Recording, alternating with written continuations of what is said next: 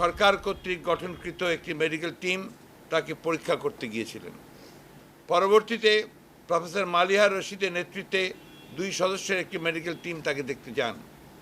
সংবাদপত্রের মাধ্যমে জানতে পেরেছি যে তিনি বেশ কিছু ব্যাধিতে আক্রান্ত। এর মধ্যে অ্যাকিউট রিউমেটিক আর্থ্রাইটিস তাকে বেশ কষ্ট দিচ্ছে। তার জন্য যে ধরনের টেস্ট করা দরকার, যে এমআরআই করা দরকার বা অন্যান্য যে সমস্ত বিশেষায়িত পরীক্ষা আছে, সেই পরীক্ষাগুলো কিন্তু তাকে করানো হয়নি, সে সম্ভব হচ্ছে না।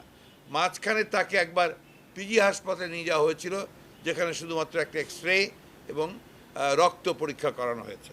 তার যে পরীক্ষাগুলোর কথা ডাক্তার সাহেবরা আপনার পরামর্শ দিয়েছেন, সেটা হচ্ছে যে তার একটা বিশেষ ধরনের এমআরআই তার স্পাইনের করা খুব বেশি জরুরি। এছাড়াও তার হোল অ্যাবডোমিনের আলট্রাসোনোগ্রাফি করা প্রয়োজন এবং তার রক্তের বিভিন্ন রকম পরীক্ষা করা প্রয়োজন। সেই জন্যে তারা যে সমস্ত বিশেষজ্ঞদেরকে দেখানোর জন্য তারা সুপারিশ করেছেন, সেগুলো হচ্ছে আপনার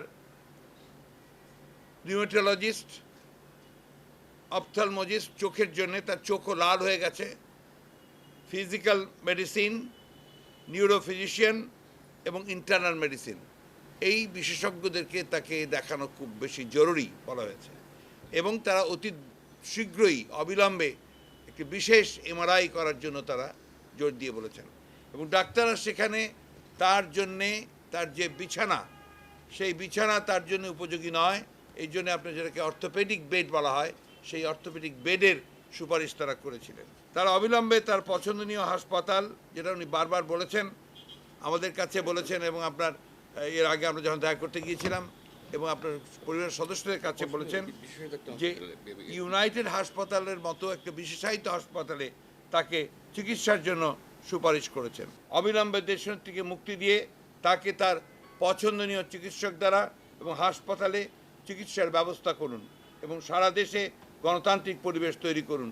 অন্যথায় দেশনেত্রীর স্বাস্থ্যের অবনতি ঘটলে তার দায় দায়িত্ব পুরোটাই সরকারকে বহন করতে হবে।